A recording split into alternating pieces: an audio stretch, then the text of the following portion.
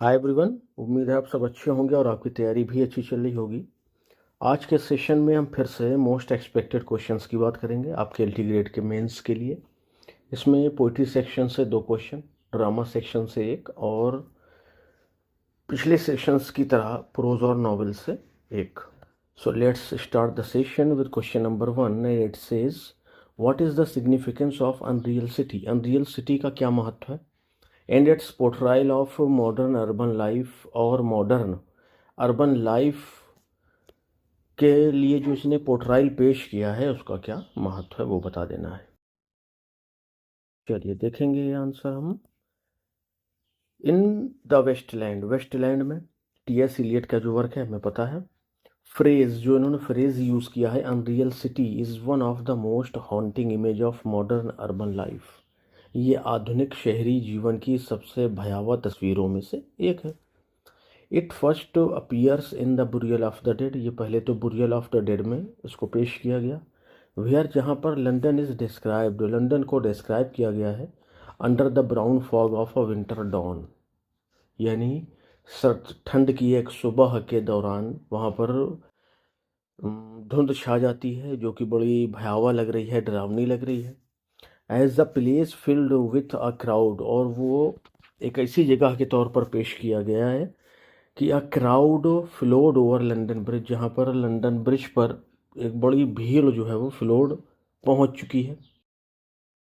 So many I had not thought death had undone so many, कहें कि so many ये इतने सारे थे कि लगता था कि मौत ने इन सबको अपने पंजों से निकाल दिया है, छोड़ दिया। मतलब वो सारे के सारे कहिए कि बेजान से, मुर्दा से दिखाई दे रहे थे।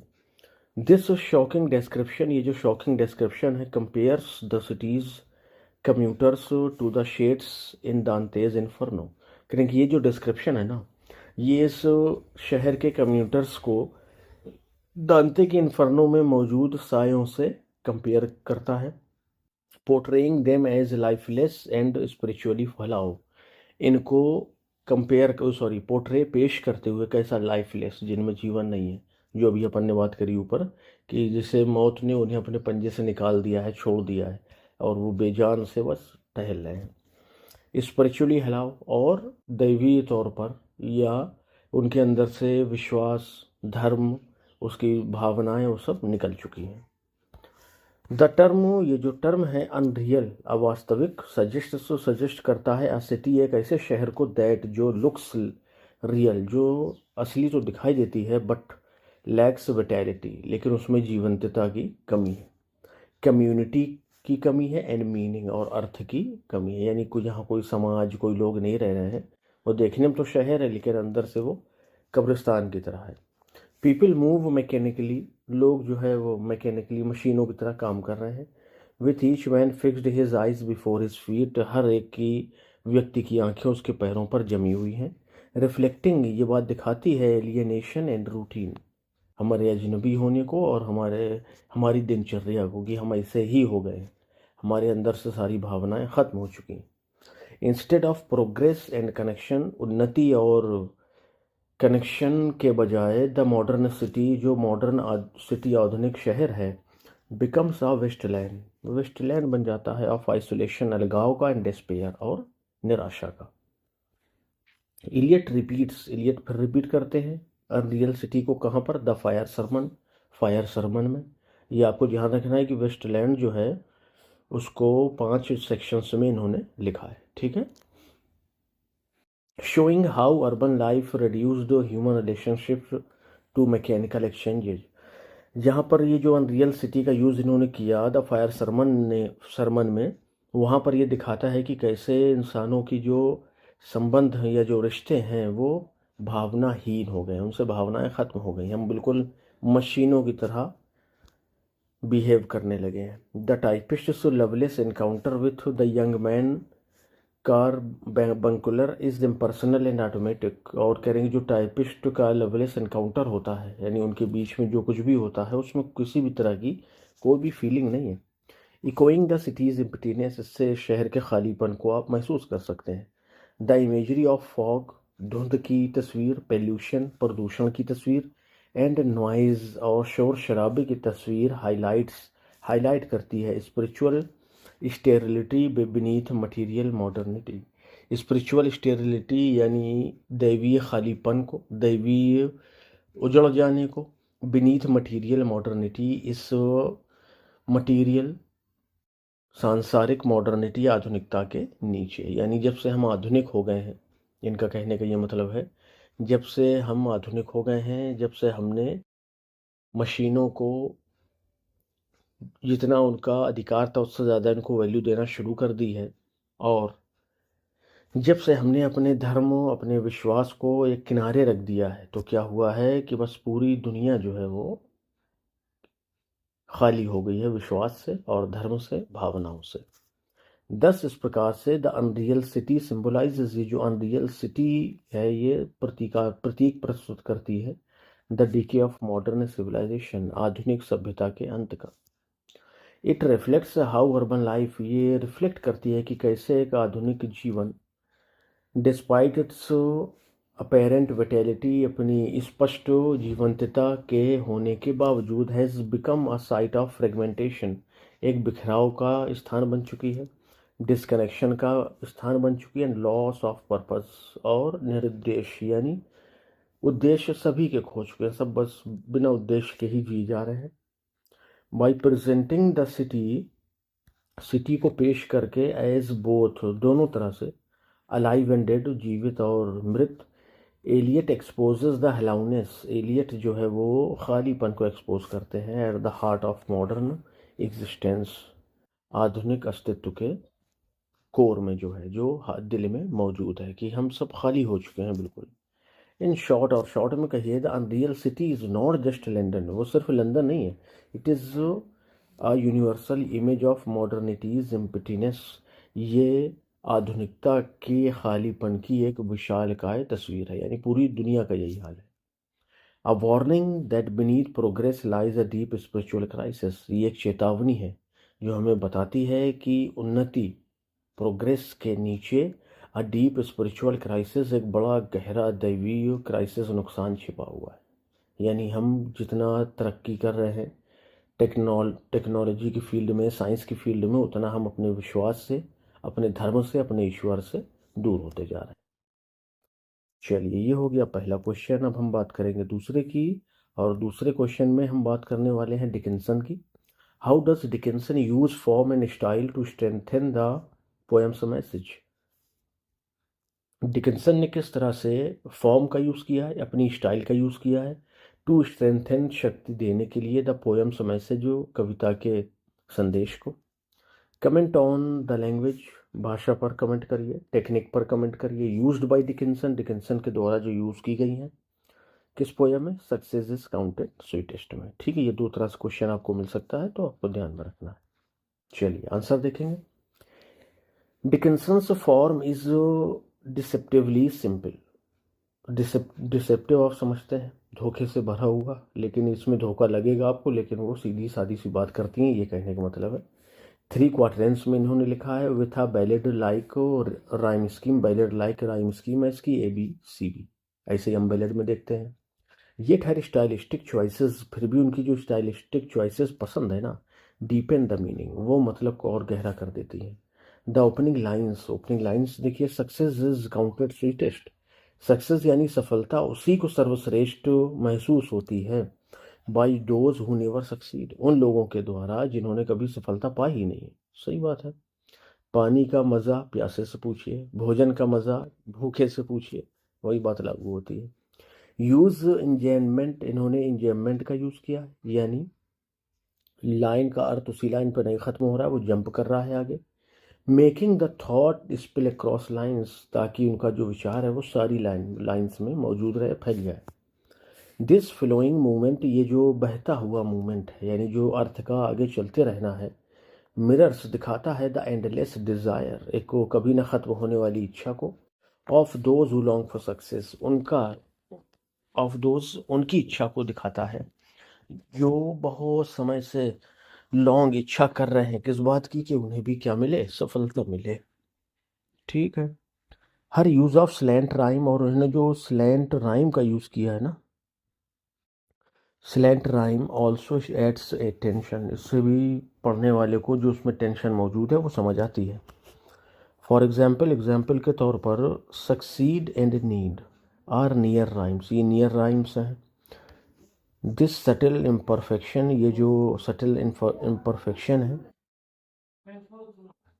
मिरर सी हमें दिखाता है the theme of longing, longing यानी इच्छा रखने की थीम को। Just as success always feels, जैसे कि सफलता हमेशा महसूस होती है स्लाइटली आउट ऑफ रीच, हमारे पहुंच से दूर, फॉर द डिफीटेड, या उन हारे हुए लोगों से दूर जो कभी भी सफल नहीं हुए, जिन्हें कभी जीत नहीं मिली है। डिकिंसन्स डैशेस एंड पॉजेस, जो डिकिंसन ने डैश और पॉज यूज़ किए उनका भी बड़ा महत्व है, उनको देखिए। हाइटेन ड्रामा, ये इस पोएम के ड्रामा को बढ़ा देते हैं।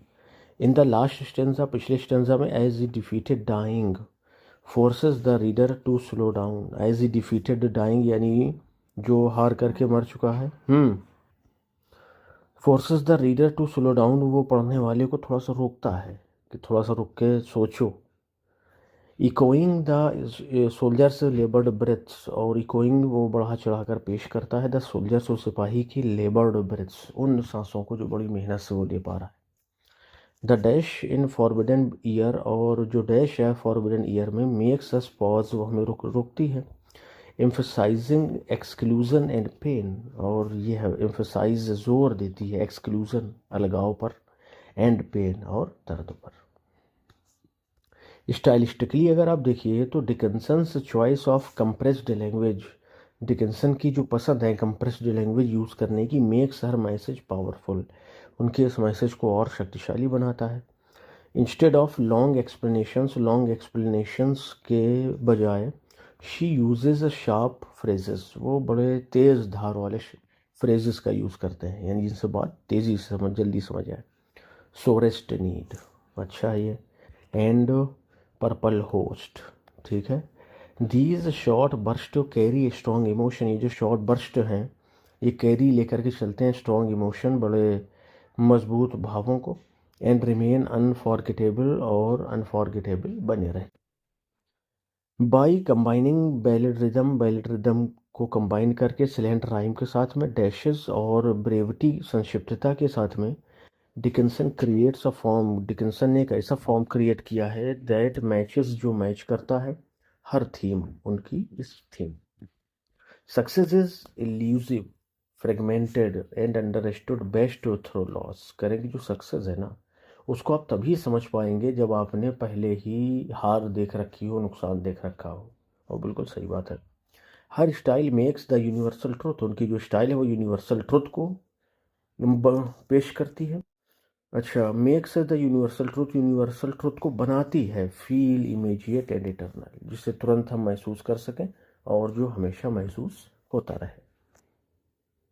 अच्छी लिखी है, और ये गज़ब पोइटिस भी थी, बहुत बाद में लोगों को पता चला, नहीं तो उनकी ज़िंदगी के दौरान ये माना जाता था कि वो कोई सनकी पागल सी औरत है, लेकिन जब इनकी पोएम छपना शुरू हुई तब लोगों को इनकी वैल्यू हुई और उन्हें पता चला कि नहीं ये बहुत स्कॉलर और विद्वान औरत है। अब हम ड्रामा सेक्शन की बात करने वाले हैं, और इसमें हमने क्वेश्चन लिया है मैकबेथ से, जिसमें हम लेडी मैकबेथ के कैरेक्टर की बात करेंगे। ठीक है, क्वेश्चन देख लीजिए पहले। Discuss the role of Lady Macbeth in the play, how does her character evolve from beginning to the end of the tragedy. करेंगे मैकबेथ प्ले में जो लेडी मैकबेथ का रोल है वो क्या रहा वो बता दीजिए, और उनका जो कैरेक्टर है वो किस तरह से इवॉल्व किया है पूरे प्ले के दौरान, ये भी हम इसमें क्लियर करेंगे। तो चलिए शुरू करते हैं। आंसर नंबर पहला, lady Macbeth is one of Shakespeare's most complex female figures. करें कि लेडी मैकबेथ जो है वो शेक्सपियर के जटिलतम यानी सबसे कठिन और खतरनाक कैरेक्टर्स में से एक है। एम्बॉडीइंग बोथ एम्बिशन एंड गिल्ट, और इनके कैरेक्टर्स हमें दोनों तरह की बात देखने को मिलेगी कि उस कैरेक्टर में महत्वाकांक्षा भी है और पाप भी है, गिल्ट भी है। एट द स्टार्ट, शुरुआत में, she is the driving force behind Duncan's murder, शुरुआत में हम देखते हैं कि यही जो है मैकबेथ को तैयार करती है। मैकबेथ जबकि झिझक रहा था मारने से, यही ताकत लगा के उसको, उसकी बेइज्जती करके, उसको नामर्द कह के तैयार करती है। ठीक है, कि तुम कैसे मर्द होगी, तुमसे इतना सा काम नहीं हो रहा है। तो यहाँ पे वही बात कही है कि ड्राइविंग फोर्स रही, कि यानी इसी ने अपने हाथ से ही पूरा काम करवाया, यानी खुद ही उसमें इन्वॉल्व रही पूरी तरह से। When she reads Macbeth letter, जब वो पढ़ती है मैकबेथ के पत्र को, तो she fears his nature is too full of the milk of human kindness. तो सोचती है कि ये तो इतना विनम्र और दयालु व्यक्ति है कि ये काम कर ही नहीं पाएगा। टू सीज द क्राउन, काम नहीं कर पाएगा, यानी वो ताज हासिल नहीं कर पाएगा। समोनिंग डार्कनेस, ये फिर क्या करती है, अंधकार को बुलाती है। शी क्राइज, और कहती है अनसेक्स मी हेयर, मुझ में से मेरे नारित्व को निकाल ले जाओ, मुझे जो है इस नारीपन से छुटकारा दिलाओ। फिल्मी top full of direct cruelty, और मेरे अंदर एक ऐसी भयावह निर्दयता को डाल दो जिससे मैं जो काम अपने हाथ में लिया है मैंने या मेरे पति ने, उसे हम पूरा कर पाएँ, और मेरे रास्ते में मेरा ये औरत होना ना पाए, इसलिए मुझे अनसेक्स कर दो, मेरे नारित्व को मुझसे दूर ले जाओ।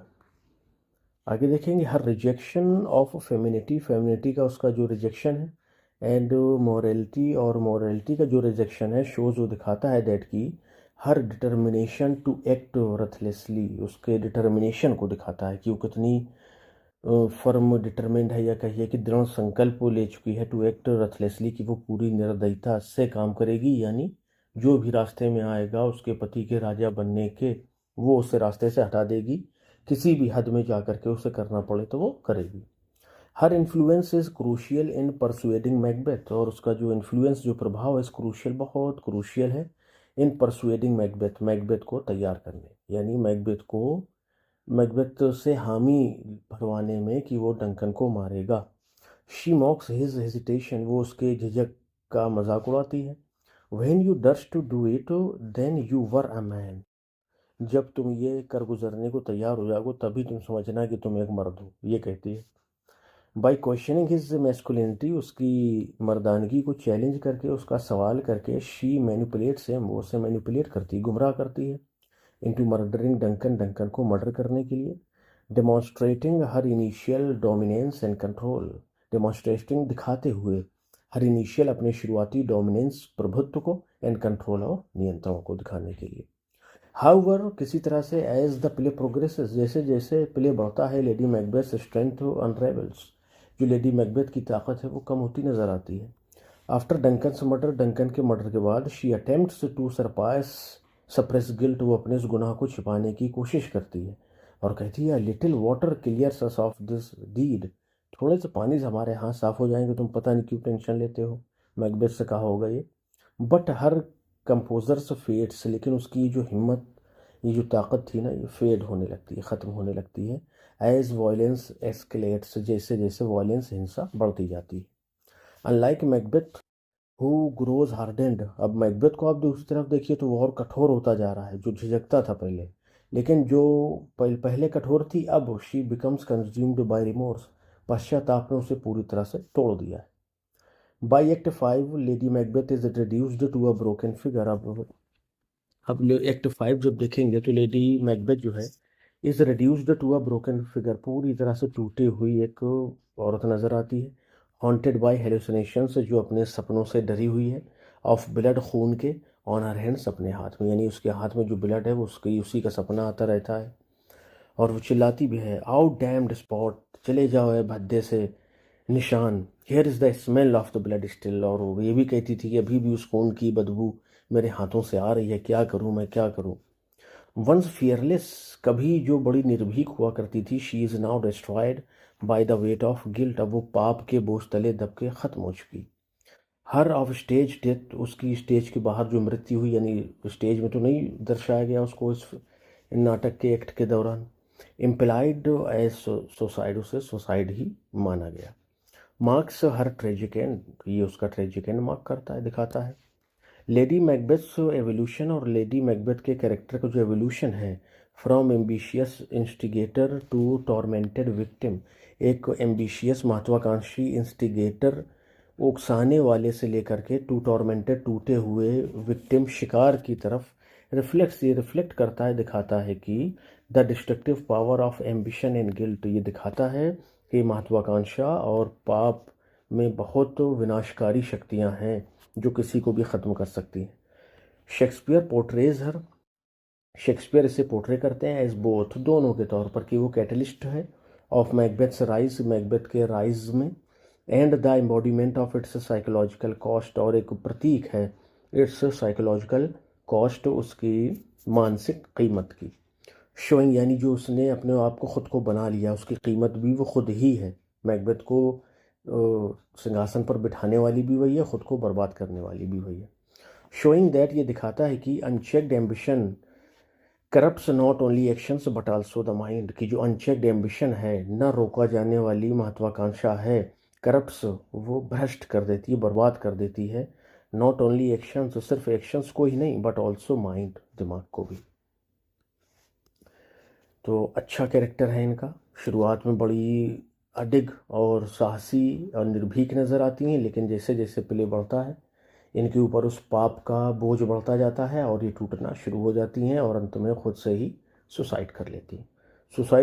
उसमें खुद से ही तो नहीं जो होना चाहिए, और अंत में सुसाइड कर लेती है। ठीक, चलिए नेक्स्ट है प्रोज और novel section. What are the three chief purposes of studies according to Bacon के अनुसार स्टडी के अध्ययन के 3 मुख्य उद्देश्य क्या हैं वो बताना है। चलिए बता देंगे अपन। Francis Bacon opens his essay, अपने एसे ऑफ स्टडीज़ की शुरुआत करते हैं with the famous line, studies serve for delight, for ornament and for ability. जो हमारा अध्ययन है, सर्व फॉर डिलाइट, हमें खुशी देता है, ऑर्नामेंट हमारी बातचीत को क्या करता है, खूबसूरत बनाता है, एंड फॉर एबिलिटी, और हमें योग्य बनाता है। दीज 3 पर्पसेस, ये जो 3 उद्देश्य हैं, रिवील द मल्टीपल रोल्स को, भूमिकाओं को रिवील करते हैं हमारे अध्ययन की। Play in shaping human life, जो मानव की ज़िंदगी को शेप देने में बहुत महत्वपूर्ण भूमिका निभाते हैं।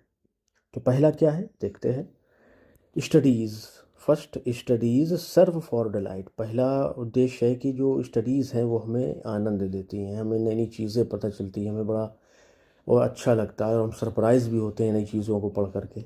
रीडिंग ऑफर्स इंटेलेक्चुअल प्लेजर, जो रीडिंग है, जो पढ़ना है, अध्ययन है, वो हमारे इंटेलेक्चुअल प्लेजर को हमें इंटेलेक्चुअल प्लेजर ऑफर करता है, यानी हमारा मस्तिष्क, माइंड भी खुश होता है।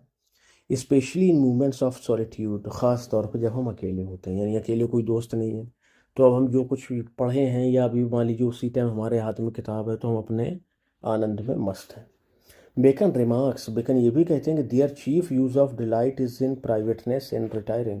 उनका जो मुख्य उद्देश्य है खुशी का, इज़ इन प्राइवेटनेस, अकेलेपन में है, एंड रिटायरिंग, और रिटायरिंग के बाद है, या रिटायरिंग के समय है, जब आप अकेले हों, बोर हो रहे हों, तब की बात है। दिस सजेस्ट, तो ये बात सजेस्ट करती है दैट कि बुक्स आर कंपेनियंस, बुक्स हमारी साथी हैं इन लीजर, फुर्सत के समय में। Providing comfort and mental satisfaction, जो हमें आराम देती हैं और मानसिक संतुष्टि भी प्रदान करती हैं। ठीक है, सेकंड क्या है, सेकंड आप देखेंगे तो सेकंड में है स्टडीज़ जो है वो फंक्शन करती हैं एज ऑर्नामेंट एंड डिस्क्लोजर, एक ऑर्नामेंट के तौर पर, जब अपने आप को, सॉरी, इन डिस्कोर्स के समय, आपकी ज़िंदगी जीने के समय, ये जो स्टडीज़, जो अध्ययन है, वो आपके व्यक्तित्व को निखारता है। नॉलेज इनहेंसेस कन्वर्सेशन, नॉलेज, ज्ञान हमारे वार्तालाप को इन्हेंस करती है। Allowing one two speak with authority and variety, allowing one, वो किसी भी व्यक्ति को इस काबिल बनाती हैं कि टू स्पीक विथ अथॉरिटी, कि वो पूरी अथॉरिटी के साथ, पूरी कहिए कि ऑथेंटिसिटी के साथ बात कर सके, एंड वैरायटी, और अलग अलग सब्जेक्ट पे बात कर सके। A well read person adds elegance to discussions, और जो एक अच्छा खासा पढ़ा लिखा व्यक्ति होता है वो डिस्कशंस, विचार विमर्श में एक अलग ही लेवल के एलिगेंस को जो होता है, यानी उसको शानदार बना देता है। एज बेकन पुट्स इट, जैसे कि बेकन खुद कहते हैं, studies serve for ornament in discourse, कि जो स्टडीज़ हैं वो हमारी ज़िंदगी को खूबसूरत बनाने के काम आती है। मीनिंग इसका मतलब ये है कि दे डेकोरेट स्पीच, ये हमारी स्पीच को सजाती है, एंड मेक इट परसुएसिव, और इससे असरदार बनाती है। फाइनली, और तीसरा उद्देश्य क्या है, studies develop ability in practical affairs of life. ये जो हमारी स्टडीज़ हैं, जो हमारा अध्ययन है, वो हमारी प्रैक्टिकल ज़िंदगी को जीने में भी मदद करता है। अकॉर्डिंग टू बेकन, बेकन के अनुसार, दे हेल्प, वे मदद करते हैं, द जजमेंट करने में, एंड डिस्पोजिशन ऑफ बिजनेस, और बिजनेस को चलाने में। एन एक्सपीरियंस्ड मैन, आप देखेंगे कि एक अनुभवी व्यक्ति में हैंडल टास्क वेल, वो कार्यों को अच्छे से तो कर सकता है, बट लेकिन अ लर्नेड मैन, एक ज्ञानी व्यक्ति, ऑफर्स ब्रॉडर काउंसिल, वो ज़्यादा बड़े लेवल की विस्तृत काउंसिल एडवाइस, सलाह दे सकता है, बिकॉज क्योंकि स्टडीज ट्रेन द माइंड, उसके मस्तिष्क को अध्ययन ने प्रशिक्षित किया है, टू एनालाइज करने के लिए, एंड प्लान सिस्टमेटिकली, और सिस्टमेटिकली योजना बनाने के लिए। बहुत बढ़िया बात है। चलिए आगे देखिएगा। ये हो गया हमारा, अब ये लास्ट वाला पैराग्राफ है। 10 इस प्रकार से, 10 delight of private enjoyment, the ornament of eloquent discourse, and the ability to जज and act wisely form the threefold benefit of studies. The delight of private enjoyment, यानी आप अकेले हैं और अकेले अपनी किताब के साथ में आनंद ले रहे हैं अकेलेपन का।